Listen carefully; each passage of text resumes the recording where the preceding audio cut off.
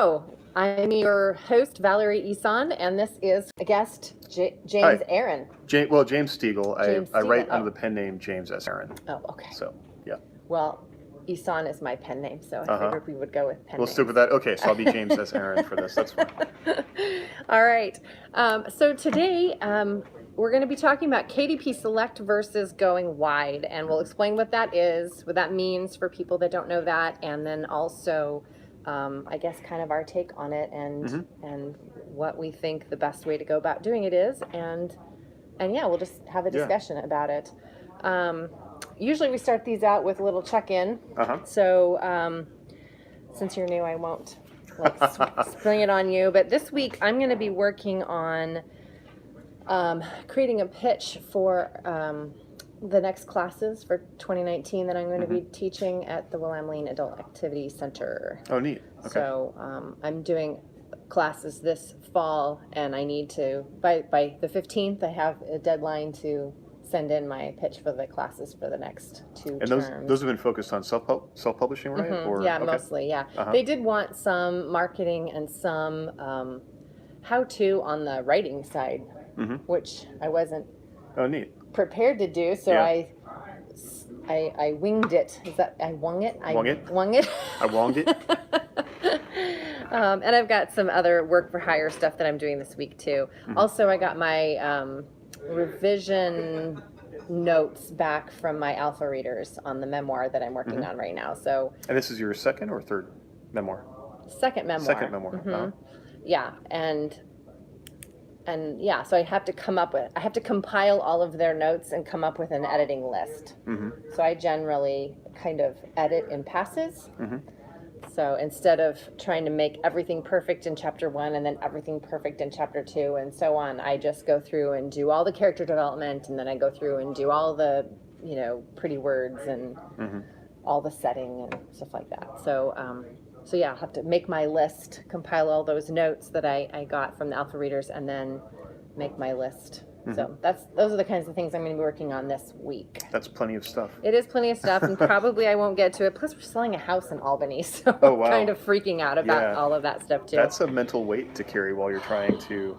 I'm actually really unfocused right now. And the last month or so, I like to do monthly check-ins, and I just did my monthly check-in for August, and I felt pretty unfocused for that month. Unfocused on the selling house or the writing? On the right, just my author business, okay. and so I think it's okay to be like, that's a big deal. Selling a house is a big deal, and so. Well, I think yes, that's true, and it's mostly the getting it ready to sell. It's been a rental for like 16 years or something, so it needs lots of repairs, and so figuring out which ones to do and which ones I can do and which ones I have to hire out for and all that stuff. So. But that's not what this podcast is about. That is a really interesting topic to talk about. That might be future podcasts. How to write while you're trying to sell a house. Yeah, well, that's like my life right now. I guess if I do a check-in, so I still work full-time, and I'm working on my 7th novel right now, which I have a deadline for the first draft at the end of this month, and I still have a good 30,000 words to go, which I will get done, but I've had to really rethink the focus of the novel. I wanted to do something kind of interesting with a lot of different POV shifts, but in a tight word count. And I kind of, after some thinking, realized that was a bad idea. So I've pulled back, and I'm only going to have one. I'm combining a lot of POVs, but that's been. My wife and I just had a baby back in May, and so for me, the last 4 months have been just a relearning of how to work, with my daughter, and how, I used to just be able to get up at 5 a.m. and power, these are my 2 hours to write, and I power through. That doesn't work now. I can't get up at 5 a.m. and then, okay, your time to write is 10 p.m. when the baby goes to sleep to midnight, and I'm tired and I can't focus, and so those are all the things that I'm. Is that because the baby gets up at 5:30? Also, is that why? Or I'm just so tired from I don't know. I just feel more tired in general, Duh. Yeah, I know, and that's the thing. I have to stop. My kids are 19 and 17, so I've already done that part where they get up and eat every 2 hours. Yeah, and I have to stop and remind myself that it's okay to be tired. It's okay to be worn out right now. It's a big deal. So yeah, but that's what I'm working through right now, this week. And I've been trying to re-energize my email marketing with a different approach to my email list. And so I've been working through some ideas for sending out different kinds of emails, and even that has kind of weighed on my mind and made it difficult to focus on the writing. So I have a hard time splitting between projects where if I'm even That's what I'm struggling with, the Yeah. unfocused part. I have like 5 projects I want to do, and I can't do them all at the same time with any amount of grace yeah, well, or ease or and anything. that's one thing the baby has taught me is that I can't multitask. Like I Yeah. just have really finally accepted that in my life and so a lot of the things I've been trying to focus on is focus, really devoting my attention to one thing at a time, But then again, just like everything, write it until you finish it and then, then move on. And so that's what I'm working through. Yeah, So, I have 3 books I'm working on, and I'm trying to start a podcast and do a Patreon page, and those are my 5 projects that I'm like juggling all at the same time, plus the house selling thing. and those all interlinked, so it'd be great if it can work, but it's just But it's hard. not. I'm It's just hard. I've decided to pull back and have one creative project and one like Willow Bench Books project, my publishing project or whatever, and that's all I can do. I can't do 5 things at once. Yeah. Well, Damn it. if you're paying the bills though, that's okay. I mean, I guess that's focusing on that thing that's going to get you what you want in the time you have, I guess. Yeah. Okay, well, so you said that you're working on your 7th book. You have 6 published novels.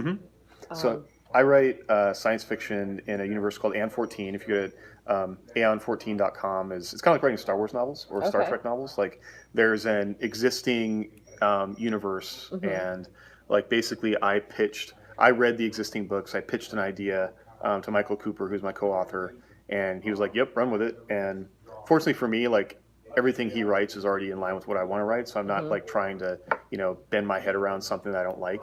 But yeah, it's been a lot of fun, and it's been. So, sorry to interrupt, but do you write just in that universe, or do you and Michael co-write each novel together? Well, right now the way the process works is like this is my sole focus right now is writing these novels or this series. But we work through the outline and come up with the core idea of the book, work through the outline. Then I draft the book, and it goes through multiple editing passes, but I draft the book, I send it to him, he reads it, and then makes whatever changes he would do. And we've reached a point where basically he writes over what I write if necessary. Because my goal is always to, like, it was his fan base, so my goal is always to write the best Michael Cooper book that I can. But there's enough of me in there that like the readers definitely know, but I don't want it to be where, because you see it a lot with co-authored books where if the voice is really different, that upsets the audience. And so that was something from the beginning where I was not precious about the books. Anyway, so he'll read through it, make his whatever changes he needs to do, or if there's something I need to, like as he's come to trust me more, he won't write over it. He'll just say, "Hey, fix this," and then it comes back to me. I fix it, and then it goes through the editorial process and a beta process as well. But So. you start at the beginning. You said you work together on the outline? Yeah. Okay, cool. So you outline together, you rough draft, he edits, Mm-hmm.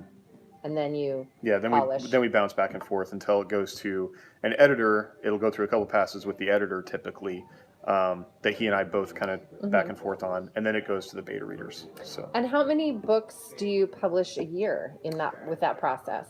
So right now I'm on the 90-day treadmill. Wow. So the novels, and this is something I've learned, so. Explain to the audience what that means. So we, and there's debate about this, and this is something that kind of ties into Kindle Select versus going wide. So one of the things Amazon requires if you do a pre-order is it's a 90-day pre-order. And, looking at coming from a retail back, I spent 5 years working for Target and learning about how retail works. And it's all about getting that person to buy in the moment they're ready to make a buying decision, right? And so if a person has already made a purchase from you, they've bought your book, that is the warmest they will ever be to stay in your ecosystem, right? To stay in your pipeline. And so if I can get, if I've got somebody to read book 1 and they liked book 1, the best time I can get to keep them is at the end of book 2 to do a pre-order, or at the end of book 1 to do a pre-order for book 2, right? And then keep that going.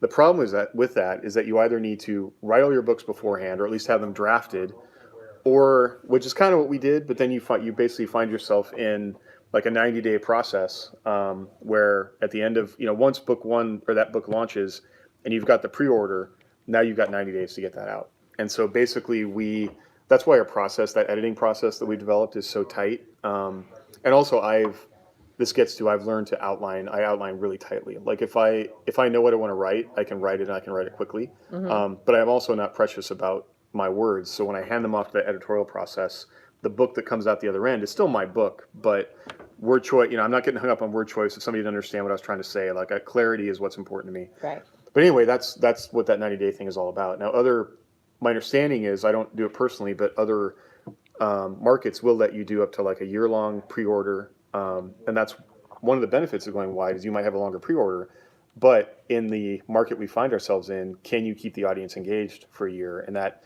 creates other requirements for you to do to keep the audience engaged. So does Amazon, you said they have a 90-day pre-order, is that their max? That's the max you can do. So you could shorten it. Okay. So say I do that 90 days, I finish the book in 60 days, and I want to go ahead and publish it. Sure, you can do that. But one of the things that we've learned about with that 90-day process, so we have a really engaged audience, which is the other thing that we focus a lot on. There is a bit of fatigue that sets in. So we with the audience or with the writers? With the audience. Oh yeah, with the writer, yeah, that's a given. But so I'm working with a full-time author who is very prolific. He he could write 100,000 words a month if he really sits down and does it. But we've got he's kind of gone through a larger number of co-authors down to now he's got three co-authors, but two that are only me and Lisa Richmond, that we both have day jobs, and this is what we enjoy doing. Other writers who are science fiction writers have come into the universe and written a series, and then will go off and do their own things.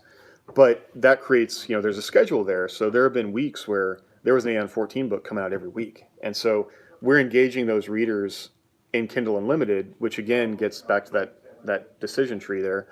These are readers that will read a book, if not every day, every 3 days. And so if you can keep them in that pipeline, they will engage with that, and they want that. They start to get upset if they're not getting the book. In traditional publishing, like the idea that even getting a book once a year is awesome. Think about Wheel of Time and how, or even at this point, Song of Ice and Fire, how long it's been since we got Dance with Dragons. But this market is not like that, and so to be successful here, there are some things that. And also, I think it's a new market. Kindle Unlimited has only been around for 2 years at this point. It's shaping itself, and I think it shapes the work also. For me as an author to be pleased with what I write, I've had to really narrow down the things that I write, and also focus on the fact that I'm writing entertainment. The thing when I try and do something complicated that might please me, that's not what the audience wants. So one of the things when I was writing down my notes thinking about Kindle Select versus Wide is I think it still comes down to audience building. And as an author, for me, one of the most important things that I can do to build my brand is build my audience. And so a lot of times writers are focused on the editor and the editorial process because we're so used to, we write, we work with other writers, we're getting feedback from other writers. We're not really getting feedback from readers all the time until it goes to a beta, beta readers. And where do we get those beta readers? Which, if folks aren't familiar with that term, that would just be people who are kind of reading your third, maybe second or third draft to give you feedback, where you feel that you're ready for other people to come in and give you feedback. It's like beta testing any product. Exactly, beta, where that term came from. But it really was a... Oh, shoot. That's interesting. We just got a low battery thing. Yeah, that's exciting. So I'll try not to talk as fast as I have been. But this was a complete change of my thought process around writing, is focusing on what the readers want versus what editors or publishers want. Okay. And so when I look at, so Amazon has a specific kind of audience, and a specific kind of audience within Kindle Unlimited, where with Kindle Select, you can make your book available in 90-day periods to be in what's called Kindle Unlimited, if folks aren't familiar with that, which is like the Netflix of books, right? You pay $10 a month, and you can have 3 books checked. Is it 3 books or more? I don't know. I think it might 3 to 5 books. I think it's 3 books checked out at a time. And so for some readers, you kind of call them whale readers. Like those are folks that will read a book a day.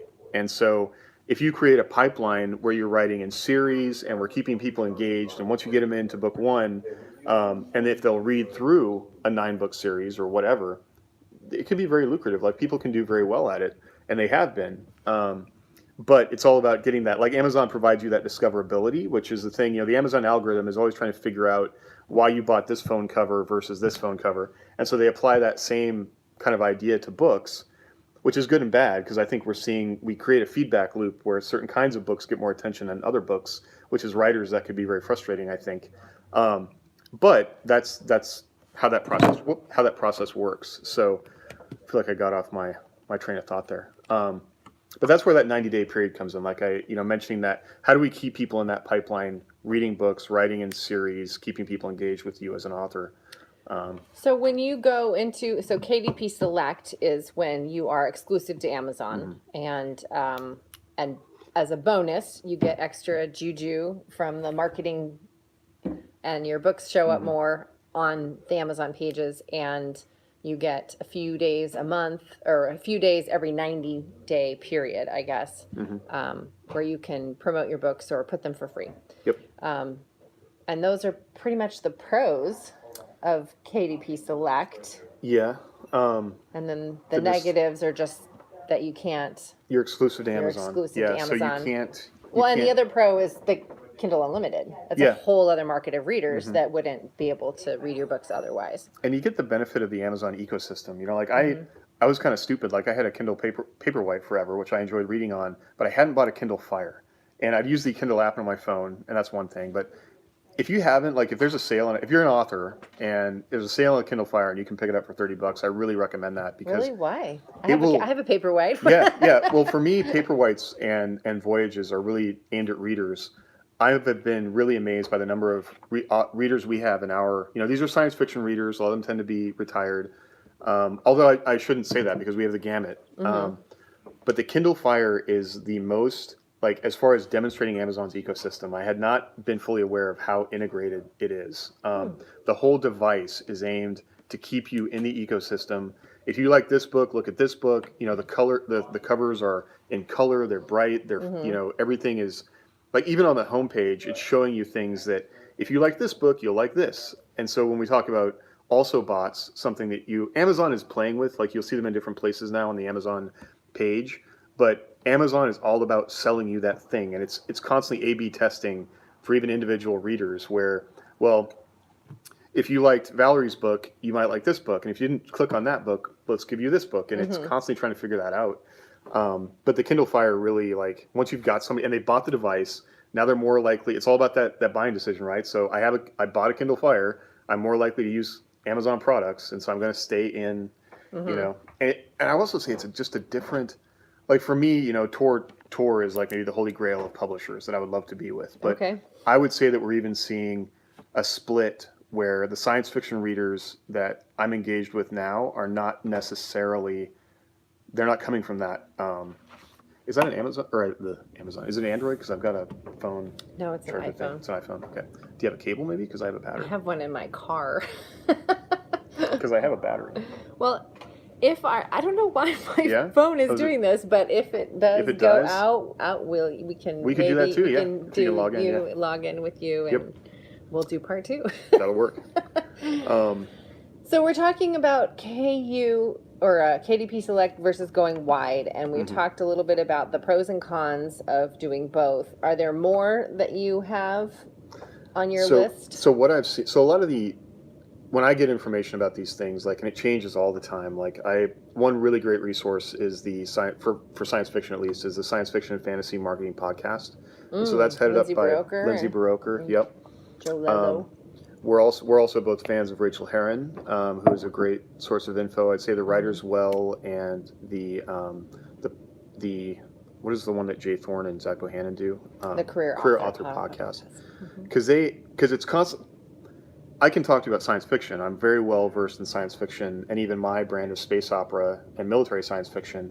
But memoir might be different. And I've heard, memoir could be memoir could be killing it on Kobo or even specific markets versus romance has specific urban fantasy. And so I would say take all these things with a grain of salt, like understand how the system works. But then that's why for me, it always comes back to audience building. And so as an author, if the first thing you can do is start figuring out who reads the books you want to write, and then what makes those books popular. And that's something Amazon also makes really easy to research, is you can kind of start drilling down on those books that you love. So I want to write urban fantasy in the same vein as the Dresden Files. Amazon is giving you a free research tool to go start drilling down on that in either the Kindle Unlimited store, or maybe you don't want to be Kindle Unlimited. Like, it's one of your values as an author is to not be tied into Amazon, right? So I'm going to go to Barnes & Noble or Kobo and start looking at who's killing it on those markets, and then aim at that. Like, don't be like, obviously you don't want to copy Dresden, but what are the things about Dresden that appeal to those readers? And then do that same thing but different. Which, as a writer, like, you don't always want to hear that. Or we start with the idea rather than the the market we want to hit. But as an author who wants to, I want to make money, I would love to. I don't necessarily plan to do this full time, at least for the next 10 years, but I still love to engage readers and sell books, right? So this is kind of what I'm focused on. So Amazon kind of does those things really easily for you. And for what I write, Amazon is the best place to be. But a lot of people say, well, hey, do those first 90 days in Amazon, see how it does, and then transition out. Or make a plan so that every 90 days you are reassessing how you're doing. And at least for us, like, so science fiction actually does pretty well outside of Kindle Unlimited. I would say romance, it's pretty much all Kindle Unlimited right now from what I've seen. But Kindle Unlimited, you'll get the data too, right? So you get, this is what makes it really hard to go back to traditional publishing, because the data you get is just so addictive. And immediate. And almost, immediate, yeah. So you can see how many reads you get versus how many sales. And you can see, like, if you're doing advertising and you're kind of targeting specific books that are in Kindle Unlimited on maybe the Amazon advertising platform, you can kind of see where you're getting a response and where you're not. And so for me right now, like, my series is pretty much equal between reads and sales across Aeon 14. But if you reach a point over time where your reads, like, maybe you've saturated that Kindle Unlimited market that's available to you, and the reads go down, well, now it's time to really seriously look at, now it's time to transition this book out. And that's kind of what we've been doing with Aeon 14, because the other thing to think about, so, write in series, write in 3-book series, so you get a sense of how it's selling. If it doesn't sell at 3 books, you can end it, move on to something else. But Aeon 14 also is like Star Wars again. It creates its own momentum, where a reader that started with one entry point into the series will jump over and read my entry point. And so having a series with multiple entry points, which is probably a whole other podcast to talk about. Is that what you mean? My different entry points, do you mean like going wide? Like they can find it on Kobo? Like different, so think about Star Wars like a trilogy at a time, where you've got an overarching story, but you've got different entry points into it. So maybe I started at the prequels, and then I backed up and went back to New Hope. But because I love Star Wars, I'm going to find different ways into it. So Dresden does this by kind of like writing, like Jim Butcher just writes sort of like standalones that are part of the series. But you see a lot of series, if you think of it as like an upside down tree, you've got the main trunk, but then you've got different entry points into. I see. So if I didn't like one series, I could jump within that one, but I still like the main thing. I could jump over to a different one. But I digress. So, so when I'm thinking about things to make this decision, right, I can look at that data, and maybe I have, like, in those first 90 days, like Kindle Unlimited, I didn't do it, And this might even happen, because here's the thing, like, if you're a new author and you haven't written a series, like, this is why they talk about the rapid release thing, like writing your series first and then dropping it, so spend a year and just write those 3 to 4 books, and then go ahead and then get your marketing in line, get your plan in line. You've got time not to stress about the 90-day thing, but then go ahead and start publishing them, because then you can kind of make more informed decisions about where you want to put the books. This is, of course, if you have the patience to and not publish a book that you've already written. And it's hard. I don't think I could do that. And if it's really hard to write, with that plan in place. And I'd say that's something that's changed for me over time too. Like I do start with an idea, but I always have the market in mind with how I'm going to market the book. And so that having that information will help you make that decision, because so we can obsess about Amazon all day long, I think. But Amazon is just one thing to obsess about. And me, like, the data kind of makes it hard for me to focus, because I want to check that data all the time. And that's where actually co-writing, it's basically like having a publisher. I have a publisher who provides me with more up-to-date information than I would have got from someone else, because he knows how it is. But with Wide, now you're tracking, multiple markets, so now you've got all these other things to obsess about. But you have to treat you kind of have to treat each of those markets with respect. And I think aggregators are awesome. They allow you to hit all these other markets, but they also make it really hard to tell which market, you kind of have to give it some time and see where maybe the book hit organically, or if you're going to focus on Kobo, which is a really good place to look at right now because of their new partnership with Walmart. But am I giving that market the respect it deserves? I think sometimes we just throw the book up there and we don't respect the market and the readers. And you still have an audience you want to hit, right? And they're not just going to look at some book randomly that the story's great, but your cover is bad. I shouldn't say bad. Your cover does not hit the genre. You know, the blurb doesn't speak to the genre. The characters, like all these things, readers don't like cross genre. I know as much as writers, we want to write really interesting things that appeal to us, but all you do is kind of confuse readers depending on who they, you know, what you want to do. And so that's where the wide conversation becomes even a little bit more difficult. So for me, if I can pin down the audience, like I can focus on the audience, I can focus on a Facebook group or an email list, and then I'm just providing them options to come in from different places to buy, you know, which some people want. So, because I've gotten I get a few complaints all the time about why isn't your book on this mark, you know, I don't want to buy it on Amazon. Why isn't it this? Sometimes they just want the book for free. So are you only on right now we're only in Kindle Unlimited. Unlimited. But we have a plan to go wide. All the books will be wide eventually. Okay. But again, it's all part of that pipeline and that gets like a book is an amazing product because, you know, I didn't just build this, make a coffee cup and I can only sell one of them. I can sell 1 million copies of one book. So there's the life of the book on Amazon, and then we can transition it over to these other markets while we're putting other books on Amazon, you know, so you're still hitting that. And then here's the thing too, like Kindle Select means you can only sell on Amazon, but if you go wide, you can still sell on Amazon. Right. It just means you're not necessarily getting the supposedly magic sauce Amazon gives you. The algorithm awesomeness. Yeah, which may hit and may not. It's really difficult. Like some people think author rank or sales rank is like what you need to pay attention to. The guy, Michael Cooper, doesn't think it's as important because the sales are still there, but the sales rank might be lower. Yeah. And all that varies by category. So if your goal is to just sell books, then make your decision to publish in a certain store based on what books you think you'll sell. Yeah. And get it, so kind of wrapping your head around that. And that's where if somebody asks like, well, I want to write a book. What's the best thing I can do? Well, obviously write and finish the book, but then find your audience, you know, and so how can you engage the audience through like Facebook or email or whatever, you know, and what are the ways you're getting people to believe in you? Because they'll love the story of you writing the book even before the book exists. And there are just stories all the time about people that engaged an audience in some interesting way and then dropped the book and just knocked it out of the park because they had the audience that bought the book, and then that primed the pump on Amazon or whatever. Nice. You know? And I didn't do that. I just flailed around writing books that I thought I wanted to write, and then why isn't this selling? I don't know. You know. So. Okay. What are your thoughts about Kindle versus wide? Sorry, I've been just like dominating No, I this wanted to conversation. hear. That's why I wanted. That's why you're here, so I could hear yours. And I'm also cognizant of the time. I know that our 30 minutes is almost up, and I'm also worried about my low battery mode. So I'm afraid this is going to shut us off right in the middle.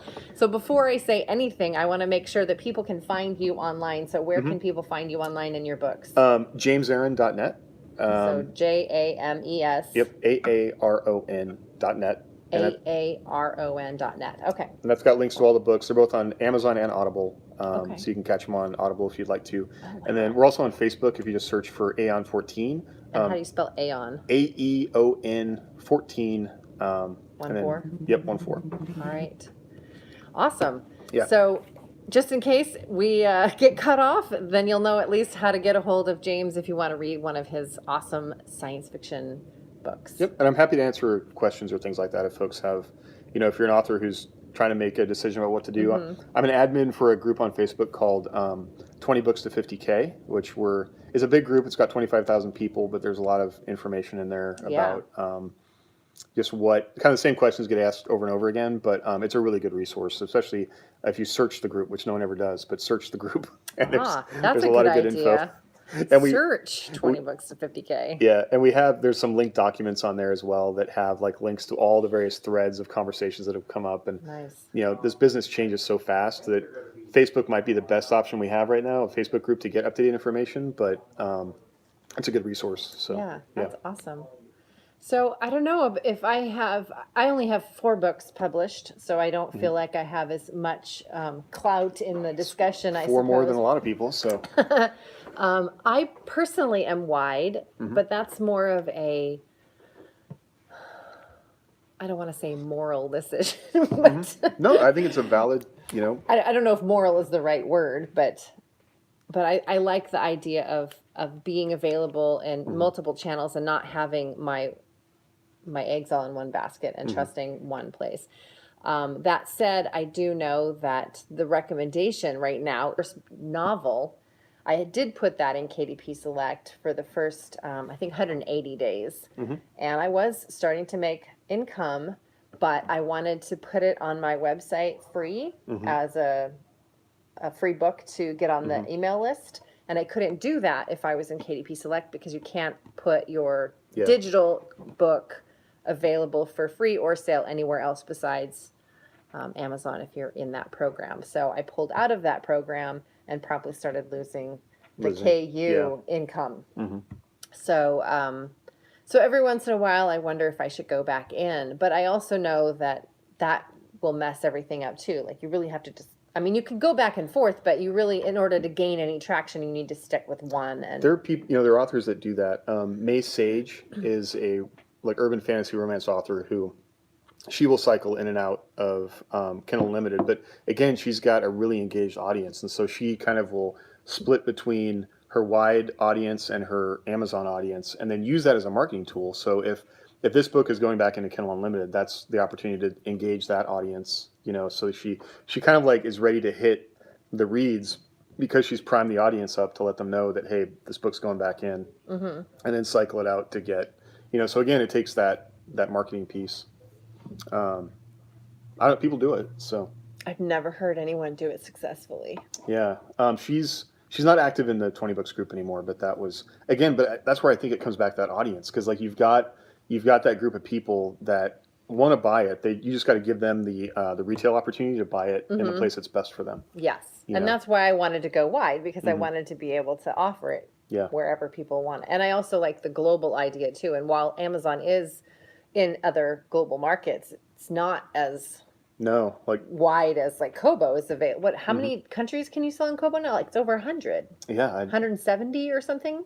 I don't. I think it's close to that. I can't remember now off the top of my head, but yeah. So that's awesome. That's well, and even if you kind of do the math, like even if you just really nail 10,000 people, maybe I shouldn't say nail, but really like reach those 10,000 people in Canada on Kobo, there's definitely an income to be made there. Yeah. You know, so really finding that, just finding those people that you speak to, which is something actually, like, this is totally off topic, but it's something I've been thinking about a lot lately, is something I've learned from my co-author. He's got a really specific vision about what he wants to write, and he kind of gives a damn if he definitely does want to please people, but also he is not afraid to make them mad. And I had approached it more as like trying to please a lot of people, but now I think more it's about narrowing down that audience, and sometimes you need to make people mad to narrow the audience.